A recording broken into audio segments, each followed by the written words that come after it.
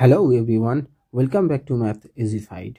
आज WB SSC group C D এর PYQ নিয়ে একদম ইজি শর্টকাট ভিত্তিক ম্যাথ সেশন, যা দেখে আরে এত সহজ ছিল বলে ফেলবে। 2025 ডব্লিউবি এসএসসি এর জন্য এটা হতে চলছে super helpful. So grab your copy আর চলো শুরু করি। দেখো, প্রথম কোশ্চেনে কি বলেছে যে 6598 এর সঙ্গে কোন ক্ষুদ্রতম সংখ্যা যোগ করলে যোগফলটি একটি পূর্ণবর্গ সংখ্যা হবে। মানে 6598টা কি একটা পূর্ণবর্গ সংখ্যা নয়, কিন্তু আমি কত যোগ করলে সেটা আমার পূর্ণবর্গ সংখ্যায় পরিণত হবে। তো আমরা কি করব, এখানে বর্গমূল করে দেখব যে অ্যাকচুয়ালি এর পাশাপাশি পূর্ণবর্গ সংখ্যা কোনটি। ওকে, তো দেখছি। তো এখানে আমি প্রথমে কত দিয়ে দেবো, 1 সেকেন্ড। যে বর্গমূল করার ক্ষেত্রে আমার পেয়ার করে নিতে লাগবে, ডান দিক থেকে দুটো দুটো করে। ওকে, 8 দিয়ে দিলাম, তাহলে হয়ে গেল 64, থাকছে 1। তো এখন 8-এর ডাবল কত, 16 নিয়ে নেব, আর আবার 1 দিয়ে দেবো, তাহলে এখানে কেটে রাখছি, তাহলে 61 একে 61 হয়ে যাচ্ছে। তো আমার থাকছে কত এখানে দেখো, তো এখানে থাকছে আমার 37। তার মানে আমি 6598টা কিন্তু পূর্ণবর্গ না। আমি যদি 37 বিয়োগ করি, 37 যদি বিয়োগ করি 6598 থেকে, তবে আমার পূর্ণবর্গ হবে। কিন্তু আমাকে বিয়োগ করতে বলেনি, যোগ করতে বলেছে, তাই না? তাহলে আমি কি করব, পরের পূর্ণবর্গ সংখ্যাটিতে যাব। পরের পূর্ণবর্গ সংখ্যা কোনটি, আমি এখানে কি করব, 2 নিয়ে নেব, তাই না?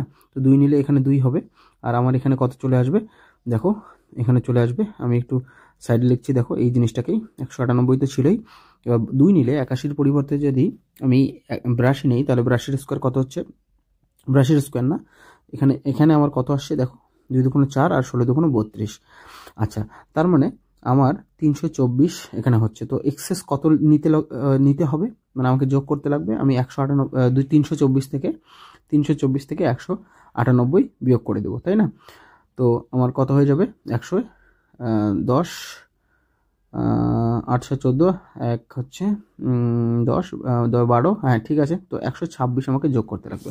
অথবা এভাবেও করতে পারো যে আমার 81 হলে, তো 81 যদি মানে 6598-এর পাশাপাশি পূর্ণবর্গ সংখ্যা কোনটি, 81, তাই না? তো কিন্তু আমি পূর্ণবর্গ সংখ্যা পেতে গেলে আমাকে 37 বিয়োগ করতে লাগছে, কিন্তু আমাকে যেহেতু যোগ করতে হচ্ছে, তাহলে আমি পরের পূর্ণবর্গ সংখ্যাটা দেবো 82। তো 82 এর স্কোয়ার বের করে নেব। তো 82 এর স্কোয়ার বের কীভাবে করতে লাগে, তো আমার নাম্বার সিস্টেমের ক্লাসে আমি দেখিয়ে দেবো কীভাবে করতে হয়। বর্গমূল বা মানে ঘনমূল, বর্গমূল এগুলো করা এবং বর্গ করা কোনো সংখ্যার, সেই শর্টকাটগুলো আমি নিয়ে আসবো একটা এক্সট্রা ভিডিওতে, ক্যালকুলেশন বেসড একটি ভিডিও নিয়ে আসবো। তো আপাতত দেখে নাও, যদি কোনো সংখ্যা এখানে কি হয় 70-এর থেকে বেশি হয়ে যায়, সেক্ষেত্রে আমাদের কি বেস মেথড 50 দিয়ে আমরা করতে পারি, মানে 100 দিয়ে করতে পারি বেস মেথড।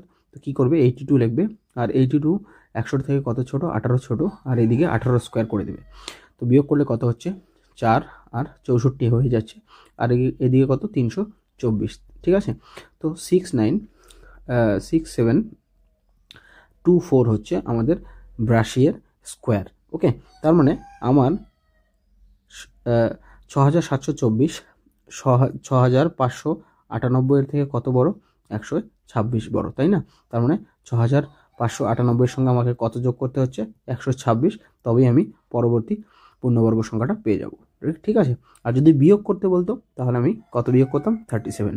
ওকে, তো দুটো টাইপই আমাদের ক্লিয়ার হয়ে গেল, যে কত বিয়োগ করলে পূর্ণবর্গ সংখ্যা হবে আর কত যোগ করলে। তো এখানে আমরা ডিসাইড করবো না, ঠিক আছে? ওকে, চলো পরের কোশ্চেনে কি বলেছে, যে 30 কিলোমিটার ঘন্টা বেগে চলমান একটি ট্রেন 27/2 সেকেন্ডে একটি বিন্দুকে অতিক্রম করে। আচ্ছা বলো, কোনো ট্রেন একটি বিন্দু বা কোনো টেলিগ্রাফ পোস্টকে অতিক্রম করা, একই মানে হচ্ছে ট্রেন নিজের দৈর্ঘ্য অতিক্রম করা, তাই না? তার মানে 27 সেকেন্ডে 30 কিলোমিটার গতিবেগে 30 কিলোমিটার পার আওয়ার গতিবেগে 27/2 সেকেন্ডে ট্রেনটি কি করবে, নিজের দৈর্ঘ্য অতিক্রম করবে, তাই না? তো নিজের দৈর্ঘ্য, ট্রেনটির দৈর্ঘ্য কত হবে, 27 সেকেন্ডে কত দূর যায়, তাই না? তো distance equal to speed into time করে দেবো আমরা। স্পিড কত আছে, 30। তো এটাকে আমরা 5/18 দিয়ে মিটার পার সেকেন্ডে কনভার্ট করে নেবো, কারণ আমাদের সময় কিসে দেওয়া আছে, সেকেন্ডে দেওয়া আছে। ওকে, আর আমাদের সময় কত, 27/2 সেকেন্ড। এই হচ্ছে আমাদের ফাইনাল ক্যালকুলেশনটা। তো 5/18 আর 27/2 ক্লিয়ার করে লিখলাম। এখন দেখো তাহলে 9 দুগুণ 18, 3 লং 27, আর আমাদের কত এখানে 15, তাহলে কত হচ্ছে 15 225/4, 225/4 মানে আমার অ্যান্সার কত হয়ে যাবে 112.5, রাইট। তো 112.5 হয়ে গেল আমাদের অ্যান্সার। তো এই হচ্ছে, তো এখানকার মেইন কনসেপ্টটা কি আমি একবার বলে দিচ্ছি এখান থেকে কী ধরনের অঙ্কগুলো আসে। হয় কখনো তোমরা দেখবে কখনো কি হচ্ছে, ট্রেন একটা টেলিগ্রাফ পোস্টকে অতিক্রম করছে, তার মানে হচ্ছে যে ট্রেনটা নিজের দৈর্ঘ্য অতিক্রম করলো। কখনো আবার কি হবে, ট্রেন কাকে অতিক্রম করছে, ব্রিজকে অতিক্রম করছে। ওকে, ব্রিজ অথবা মানে সেতু অথবা প্ল্যাটফর্ম, এই ধরনের অঙ্ক দেখতে পাবে। সেক্ষেত্রে মোট দৈর্ঘ্য কত হয়ে যাবে, প্ল্যাটফর্ম প্লাস ট্রেন।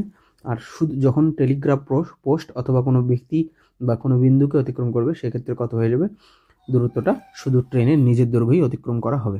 ওকে, জাস্ট এতটুকু মনে রাখবে। নেক্সট কোশ্চেনে বলেছে কোন বৃহত্তম সংখ্যা দিয়ে 1023 এবং 750কে ভাগ করলে যথাক্রমে 3 ও 2 ভাগশেষ থাকে। তো দেখো একটা কনসেপ্ট কি, যে গসাগুই হচ্ছে সেই বৃহত্তম সংখ্যা যেটি দিয়ে কোনো দুটি সংখ্যাকে ভাগ যায়। তো এই দুটো সংখ্যার গসাগুই হচ্ছে সেই বৃহত্তম সংখ্যা। যদি আমি দুটো সংখ্যা নেই, গসাগু হবে তাদের সব থেকে বৃহত্তম সংখ্যা যেটা দিয়ে দুটো সংখ্যাকেই ভাগ যাবে। বুঝতে পারলে, দুটোকেই ভাগ যাবে। ওকে, দুটোকেই ভাগ যাবে দুটো সংখ্যাকে। তার মানে এখানে যেটা বের করতে বলেছে যে আমাদের সেই বৃহত্তম সংখ্যাটা কত যেটা দিয়ে 1023 এবং 750কে ভাগ করলে ভাগ না গিয়ে কি হয়, ভাগ তো যায় কিন্তু আমাদের অবশেষ থাকে কত, 3, আর এখানে অবশেষ থাকে কত, 2। তো আমি ভাগশেষটাকে কি করে দিলাম, বিয়োগ করে দিলাম। তাহলে কি এবার আমার পুরোপুরি ভাগ যাবে। তার মানে এই যে দুটো সংখ্যা আছে অর্থাৎ কত, 1020 আর হচ্ছে 748, এই দুটো সংখ্যার যেটা গসাগু হবে সেটাই হবে সব থেকে বৃহত্তম সংখ্যা যেটি দিয়ে আমরা ভাগ করব। ওকে, তো আমরা প্রথমে 748 এবং 1020 এর গসাগু বের করি। ভাগ পদ্ধতিতে আমি বের করে দেখাচ্ছি। ওকে, তো কত হচ্ছে,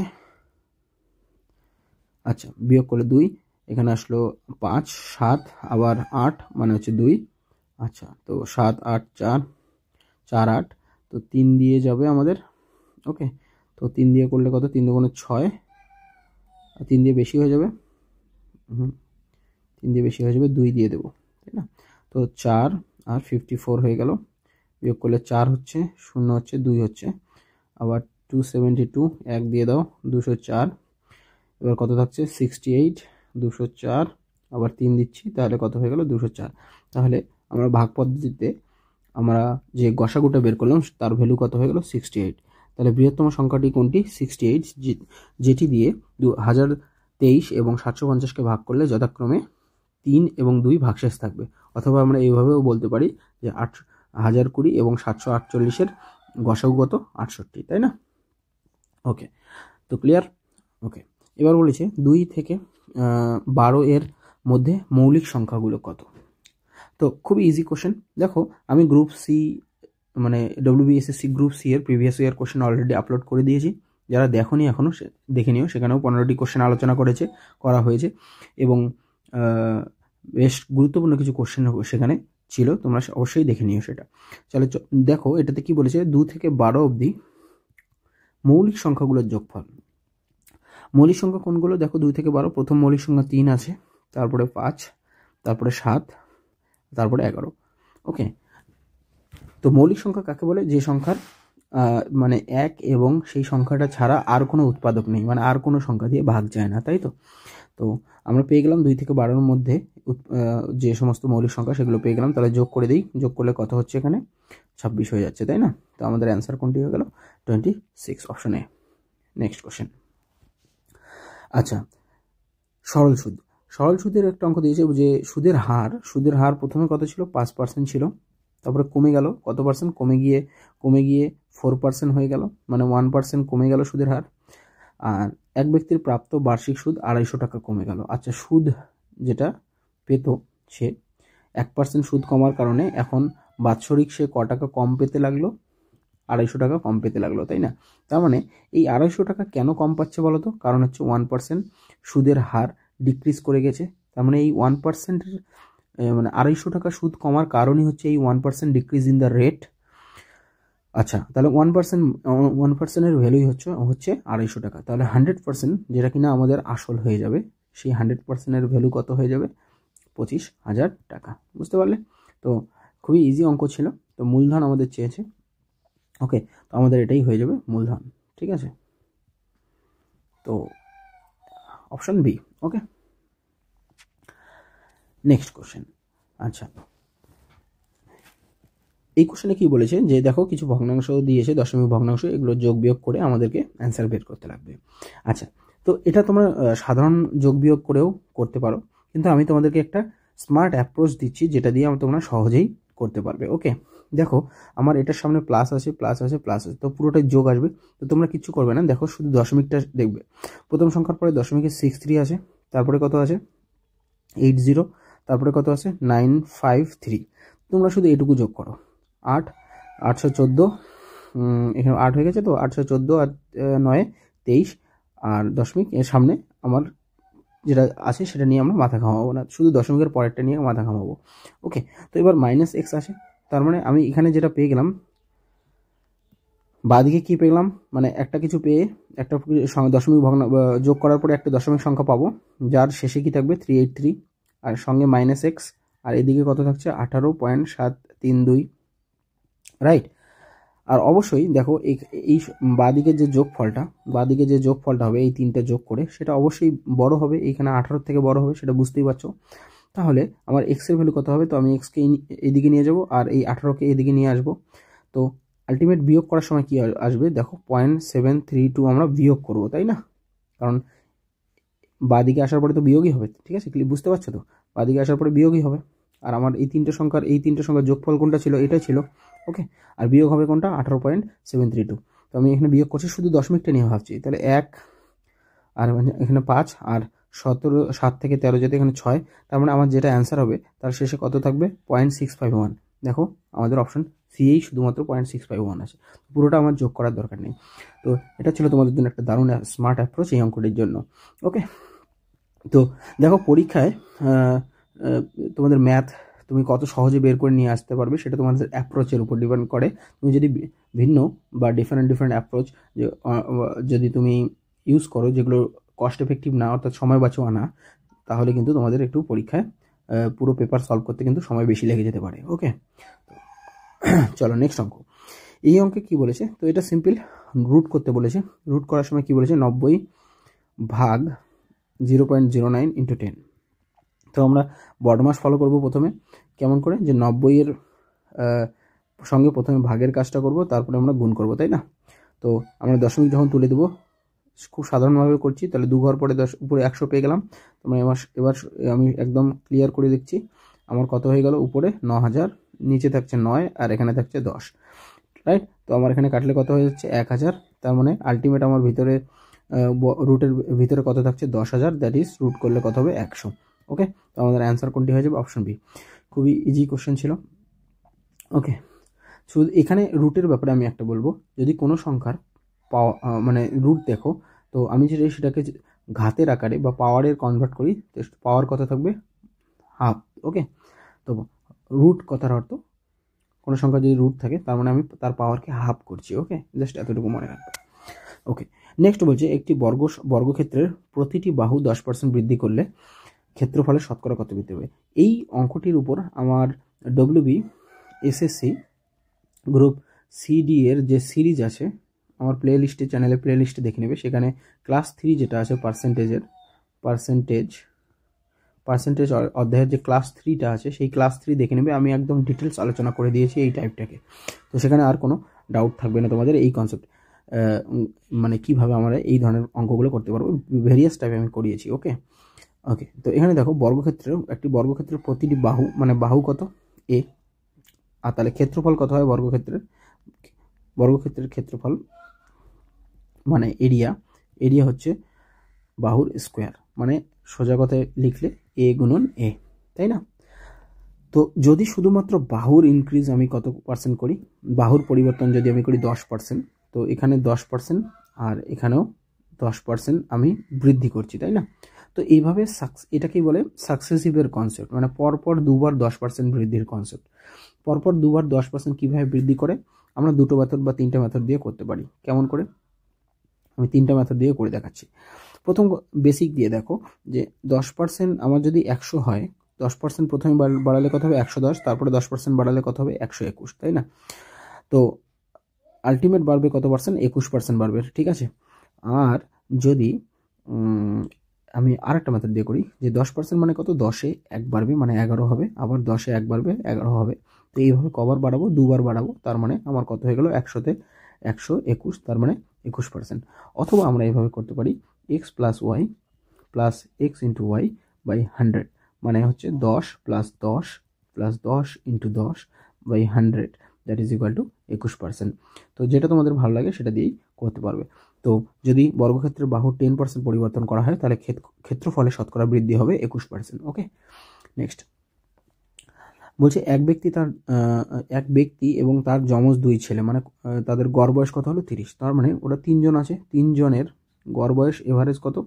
এভারেজ হচ্ছে 30 বছর। তাহলে টোটাল বয়স কত?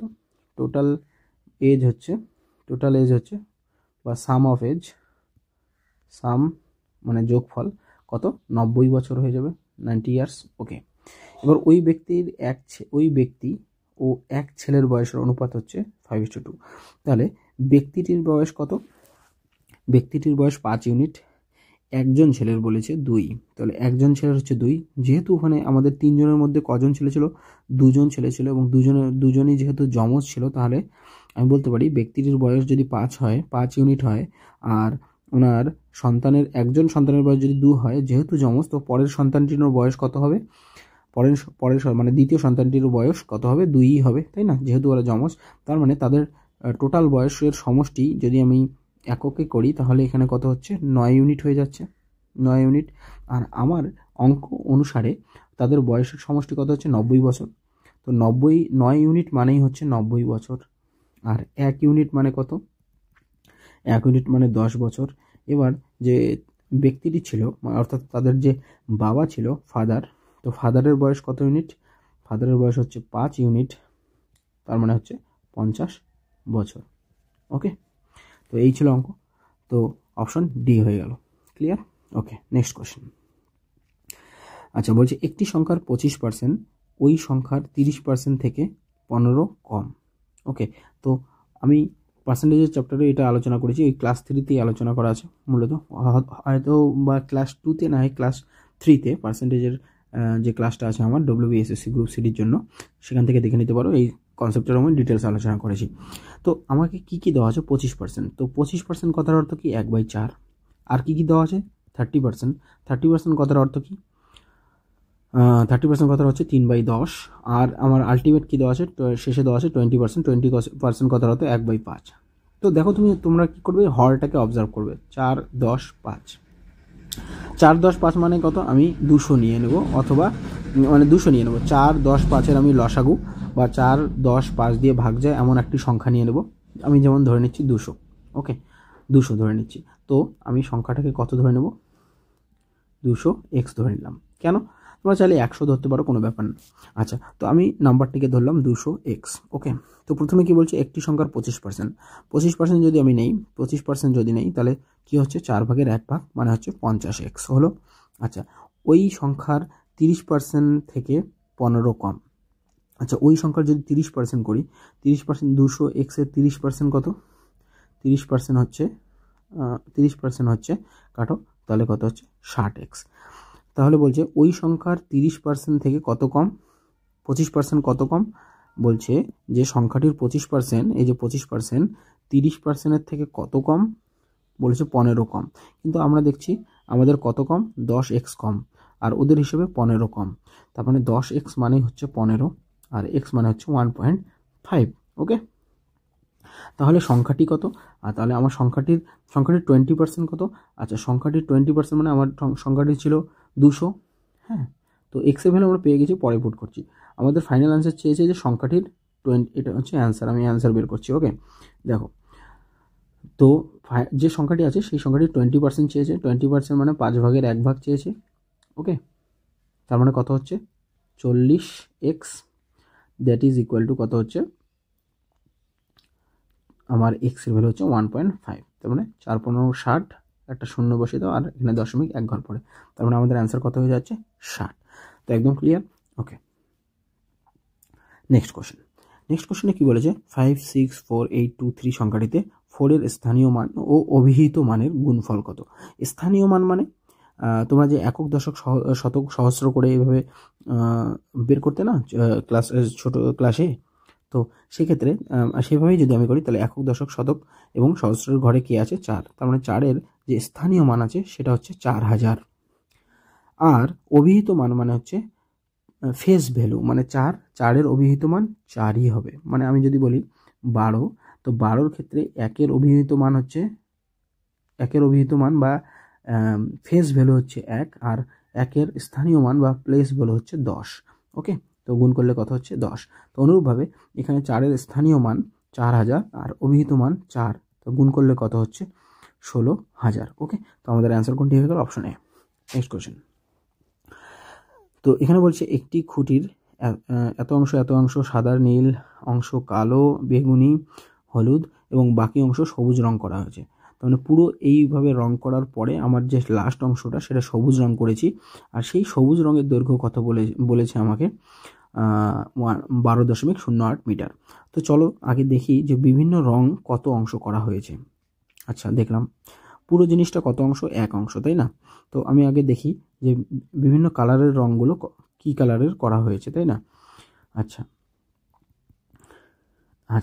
এবার আমাকে করতে লাগবে লসাগু, তাই না? লসাগু করার একটা ইজি নিয়ম আছে, আমি বলি। তোমরা কি করবে, প্রথমে এই বড় সংখ্যাটাকে নিচে দিয়ে দেবে। আচ্ছা দেখো, তো হয়ে গেল। এবার তুমি দেখো যে 50 দিয়ে কি 60কে ভাগ যায়? যায় না। কারণ কেন? একটা 5 লাগবে। 300কে যায়, কমের পক্ষে, তাই না? তারপরে 40 দিয়ে কি ভাগ যায়? 40 দিয়ে যায় না, কারণ একটা 2 লাগবে। ওকে, তো 30 দিয়ে যায়, অবশ্যই যায়। 20 দিয়ে যায়, অবশ্যই যায়। 10 দিয়ে যায়। তার মানে আমার লসাগু কত হয়ে গেল? আমি লিখে দিতে পারি সমান সমান, এখানে হয়ে গেল 600। ঠিক আছে, তো চাইলে তোমরা নর্মালভাবেও লসাগু বের করতে পারো। ওকে, তো এবার কত হচ্ছে 60, আমি ভগ্নাংশের যোগ বিয়োগ করছি। আর এখানে হচ্ছে 30, এখানে হচ্ছে 20, আর হচ্ছে 15, এখানে হলো 12 আর 1। তো যোগ করলে কত হচ্ছে 30 না 1 না, এখানে 10, 30, 10, 40, 100, আর এখানে হচ্ছে তো প্লাস হচ্ছে 20 আর 27, 47। তার মানে আমার হচ্ছে 147/600। আচ্ছা, 147/600। তার মানে আমার এই যে বিভিন্ন লাল, সাদা, নীল, কালো, বেগুনি, হলুদ রং কত হয়েছে? 600 ভাগের 147 ভাগ। ওকে, আর বাকি রংটা তাহলে কি হয়েছে? আমার সবুজ কালার। তাহলে আমার পুরো অংশটা হচ্ছে 1 অংশ। সেই 1 অংশ থেকে যদি আমি 147/600 বাদ দেই, ঠিক আছে, তাহলে আমার কত অংশ থাকলো? সেটা হবে গ্রিন কালার হয়ে যাবে, ঠিক কি না? হ্যাঁ, তো 600 থেকে আমার 147 আমি বাদ দেব, তাহলে কত হচ্ছে 3 আর 1 5, তো 5 1 2, তাহলে 453 ইউনিট। আচ্ছা, এবার দেখো 600 ভাগের মধ্যে 453 ভাগের কি সবুজ কালার হয়েছে, তাই না? আর এই সেই 453 ভাগের দৈর্ঘ্য কত? 12.08 মিটার। তাহলে আমি বলতে পারি যে 453 ইউনিটের ভ্যালু মানে হচ্ছে 12.08 মিটার। আর আমার পুরো খুঁটির দৈর্ঘ্য কত? এই যে পুরো খুঁটি হচ্ছে 600 ইউনিটের, তার মানে 600-র ভ্যালু কত? এই হচ্ছে ব্যাপার। এবার আমি 0 দিয়ে 0 কেটে দিচ্ছি, দশমিক তুলে দিলাম। ওকে, মানে 0 দিয়ে দশমিকগুলো তুলে দিলাম। ওকে, তাহলে এবার আমার কত হচ্ছে দেখো,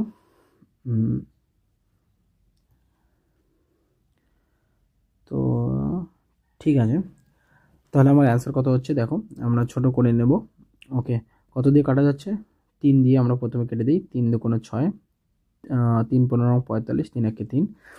আর এবার আমার কাটা একবারে 8 দিয়ে কেটে যাবে। ওকে না, তাহলে 8 দুগুণে 16, তো 16 মিটার হয়ে যাবে আমার পুরো খুঁটিটির দৈর্ঘ্য। ওকে, এই ছিল ব্যাপার। তো আরেকবার আমি বলে দিচ্ছি যে আমার পুরো যে রঙগুলো হয়েছিল সেটা আমি রং করে দেখলাম যে 600 ভাগের মধ্যে 147 ভাগ বিভিন্ন কালারের রং করা হয়ে গেছে। আর 600 ভাগ থেকে 147 ভাগ বাদ দিলে পড়ে থাকে কত? 453 ভাগ, যেটা কিনা আমি সবুজ রং করেছি। আর সেই 453 ভাগের দৈর্ঘ্য কত? 453 ভাগ অংশের দৈর্ঘ্য হচ্ছে, ইউনিটের দৈর্ঘ্য হচ্ছে 12.08 মিটার। তাহলে পুরো খুঁটিটা হচ্ছে আমার 600 ইউনিটের। তাহলে 600 ইউনিটের ভ্যালু কত? ওকে, তো এটা ভগ্নাংশের উপর অঙ্ক এটা ছিল। ওকে, নেক্সট এবার বলেছে কোন ভগ্নাংশটি সবচেয়ে বড় ওকে, তো নাম্বার সিস্টেমের অঙ্ক খুবই ইম্পর্টেন্ট অঙ্ক, আর এটাতে অনেক টাইপ হয়। ওকে, তো এটা অঙ্ক দেখছি আমরা, চলো। তো প্রথম আমাদের এতে কি বলেছে, আমি এটাকে সরল করে নিচ্ছি, 3 4 12 আর 2 14/3। আচ্ছা, বিতে কি বলেছে, 25/6। আমি এটাকে আমি পূর্ণ সংখ্যাটাকে আমি সিম্পল p/q আকারে করে নিচ্ছি। ওকে, তারপর 39/12 আর ডি, তো 47/12। দেখো আমরা এই অঙ্কটাতে কীভাবে সলভ করতে পারি খুব সহজেই। যদি আমরা ডিফারেন্ট অ্যাপ্রোচ দিয়ে যাই তাহলে কিন্তু আমাদের অনেক দেরি হয়ে যাবে। এখানে দেখো তোমাদের হরে 12 আছে, এখানে 12 আছে, 6কেও 12 বানানো সম্ভব, আমি 2 দিয়ে গুণ করে দিলাম। এখানেও 4কেও 12 বানানো সম্ভব, গুণ করে দিলাম। তাহলে কি হয়ে গেল, আমাদের সবগুলো সংখ্যারই হরে ভগ্নাংশগুলোর কি হরগুলো ইকুয়াল হয়ে গেল, তাই না? এবার হর যখন ইকুয়াল হয়ে গেল তখন আমি বলতে পারি যে সংখ্যার লব বড় হবে, সেই সংখ্যাটি সবচেয়ে বড় হবে। তাহলে আমার অ্যান্সার কোনটি হয়ে যাবে, অপশান এ। বুঝতে পারলে? কারণ অপশানের মধ্যে 4টি সংখ্যার মধ্যে, 4টি ভগ্নাংশের মধ্যে সবার হর তো একই হয়ে গেল, তাহলে লব কার বড়, সব থেকে বড় হচ্ছে অপশান এর। তো আমাদের অ্যান্সার কোনটি হয়ে যাবে, অপশান এ। নেক্সট কোশ্চেন হচ্ছে আমাদের সময় কার্য থেকে। সময় কার্য আমাদের একটি যে কনসেপ্টটা mdt/w = m1t1/t1w1, ঠিক আছে, এই কনসেপ্টটি থেকে এসে যে 24 জন লোক 12 দিনে একটি পুকুর কাটতে পারে, তো সেম কাজ তবে কতজন লোক 8 দিনে ওই একই পুকুর, তো সেম কাজ, এই যে কাজ নিচে থাকছে w, আর কতদিন দিয়ে দেওয়া হয়েছে 8 দিন, আর কতজন লোক আমি জানি না, সেটা আমাকে বের করতে লাগবে। তাহলে 8 দিয়ে 3 × 24, তাহলে m1 = কত হয়ে গেল, 36 জন, তাই না? তাহলে আমার বলছে কতজন লোক 8 দিনে ওই পুকুর কাটতে পারবে, 36 জন লোক। ওকে, নেক্সট কোশ্চেন বলেছে 3কে কত দিয়ে গুণ করলে -1 পাওয়া যাবে। তো এটা খুবই সোজা জিনিস, তাই না? তো 3কে আমরা কত দিয়ে গুণ করব, 3কে ক্যান্সেল আউট করে -1 রাখতে গেলে আমি 3 কেটে দেবো, তবেই তো -1 থাকবে। তার মানে আমি গুণ করলাম কত দিয়ে, আমি গুণ করলাম -1/3 দিয়ে, হ্যাঁ না? তোমরা অপশন টেস্ট করেও দেখতে পারো। ওকে, খুবই বেসিক থেকে এসছে। তো ফাইনালি যেটা আমরা বুঝতে পারলাম যে গ্রুপ ডি এর যে কোশ্চেনগুলো সেগুলো খুবই ইজি ছিল। ওকে, তেমন কোনো কঠিন ব্যাপার ছিল না। ওকে, আর যারা আমার গ্রুপ সি এর ভিডিওটা দেখোনি তারা অবশ্যই দেখে নিও, সেখানে বেশ কিছু কোয়ালিটিপূর্ণ আমরা অঙ্ক পেয়েছিলাম।